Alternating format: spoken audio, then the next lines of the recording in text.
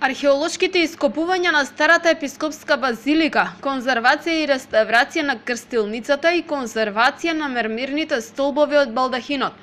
Ова се трите проекти на кои летово се работи во античкиот локалитет Стоби.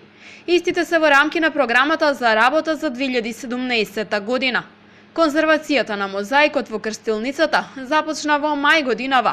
Работите се одвиваат со финансиска помош на Амбасадорскиот фонд за заштита на културното наследство, што го доделува амбасадата на Соединетите Американски држави во Македонија.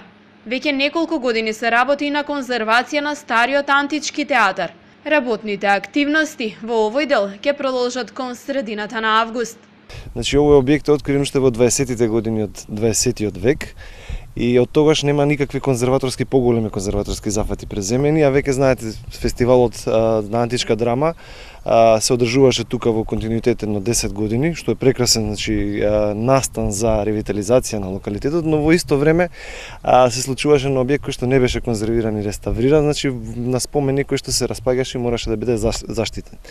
Идејата наша е со целосната реализација на проектот за конзервација и реставрација, повторно театарот да се ревитализира со тоа што публиката ќе се прима во еден дел, значи во источната половина, која што ќе биде комплетно реставрирана, за потоа паралелно да се случува, значи, конзервација и реставрација на западната половина, а и непречено да се одвива фестивалот. И годинава во Стоби во теке летната школа за археологија Balkan Heritage, конзервација на стакло, керамика и мозаици, како и ископувања, се активностите на секоја од групите што пристигнуваат во текот на летниот период.